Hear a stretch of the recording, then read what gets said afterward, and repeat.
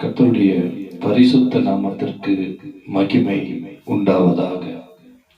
இந்த நாளிலும் விசேஷ விதமாக தேவனுடைய வார்த்தைக்கு நாம் நேராக கடந்து செல்வோம். தலைப்பு: தேவனோடு கூட உள்ள உறவு மற்றும் ஐக்கியம். இந்த இடத்துல உறவுக்கும் ஐக்கியத்திற்கும் உள்ள வித்தியாசத்தை நாம் பார்க்க போகிறோம். உறவு, தேவனோடு கூட உள்ள உறவு என்றால் என்ன, தேவனோடு கூட உள்ள ஐக்கியம் என்றால் என்ன என்பதை குறித்து நாம் இப்பொழுது வேத வசனத்துல இருந்து நாம் பார்க்க போகிறோம். முதலாவதாக தேவனோடு கூட உள்ள உறவு. யோவான் எழுதின சுவிசேஷம் 1ஆம் அதிகாரம் 12வது வசனத்தையும் 13வது வசனத்தையும் நாம் வாசித்து பார்ப்போமானால், அவருடைய நாமத்தின் மேல் விசுவாசம் உள்ளவர்களாய் அவரை ஏற்றுக்கொண்டவர்கள் எத்தனை பேர்களோ அத்தனை பேர்களும் தேவனுடைய பிள்ளைகளாகும்படி அவர்களுக்கு அதிகாரம் கொடுத்தார்.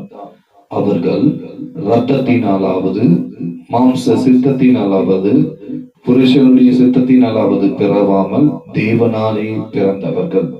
12வது வசனத்துல நாம் பார்க்கிறோம், இயேசு கிறிஸ்துவின் நாமத்தின் மேல் விசுவாசம் உள்ளவர்களாய் இயேசு கிறிஸ்துவை ஏற்றுக்கொண்டிருக்கிற ஒவ்வொருவர்களும் தேவனோடு கூட உள்ள ஒரு உறவில என்றைக்கு இயேசு கிறிஸ்துவை ஏற்றுக்கொண்டோமோ, அவருடைய பிள்ளையாய் என்றைக்கு நாம் மாறினோமோ, அன்றையில இருந்து தேவனோடு கூட நம்முடைய உறவு ஏற்படுத்தப்பட்டு விட்டுருச்சு.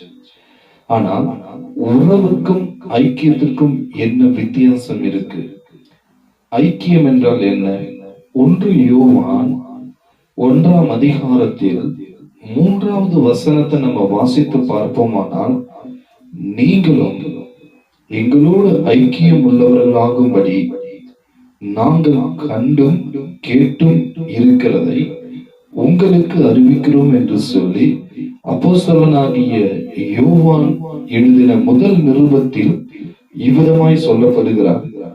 வேதத்தில் அந்த 3வது வசனத்தின் பிற்பகுதியை நம்ம வாசித்து பார்ப்போமானால், எங்களுடைய ஐக்கியம் பிதாவோடும் அவருடைய குமாரனாகிய இயேசு கிறிஸ்துவோடும் இருக்கிறது. அப்படின்னா யோவான் எழுதுறாரு, பிதாவோடும் அவருடைய குமாரனாகிய இயேசு கிறிஸ்துவோடும் ஐக்கியம் இருக்கிறது. ஐக்கியம் தேவனோடு கூட நாம் ஒவ்வொரு நாளும் சஞ்சரிக்க கூடியவர்களாக இருக்க வேண்டும். தேவனுடைய சமூகத்துல நாம் காத்திருக்கிறவர்களாக இருக்கும் பொழுது தேவனுக்கும் நமக்கும் ஒரு ஐக்கியம் உண்டாகிறது.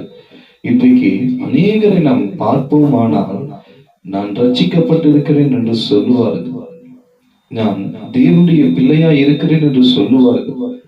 அது ஒரு உறவை மாத்திரம்தான் குறிக்கிறதை தவிர, எத்தனை பேர் தேவனுடைய சமூகத்துல தினமும் ஜெபிக்கிறவர்களாக இருக்கிறோம்?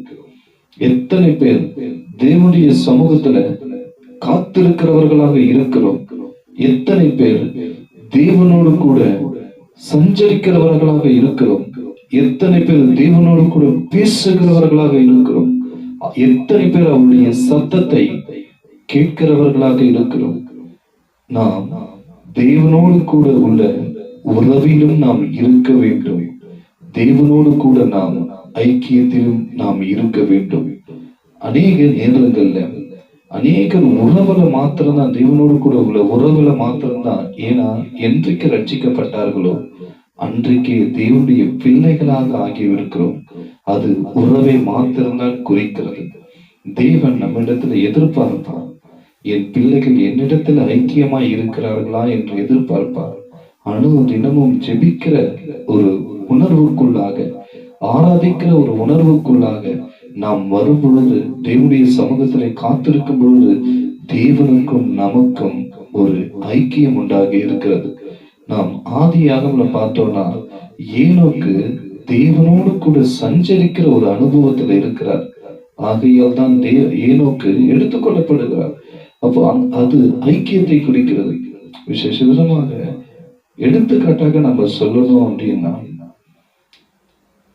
ஒரு மொபைல் எவ்வளவு விலை கொடுத்து நம்ம வாங்குறோம், அந்த மொபைல்ல ஒரு சிம்ம போடுறோம்.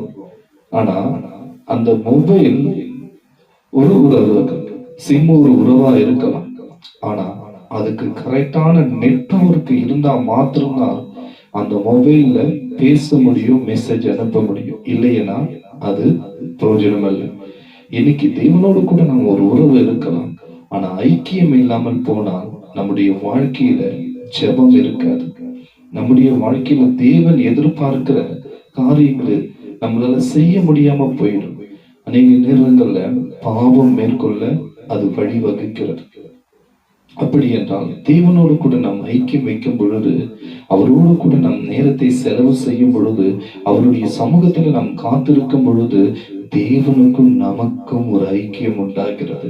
இதுதான் தேவனோடு கூட உள்ள உறவுக்கும் ஐக்கியத்திற்கும் உள்ள ஒரு வித்தியாசத்தை நாம் இந்த நாளிலே கூட வேத வசனத்தில இருந்து நாம் தியானித்து இருக்கிறோம். கர்த்தருடைய நாமத்திற்கு மகிமை உண்டாவதாக. ஆமென். God bless you.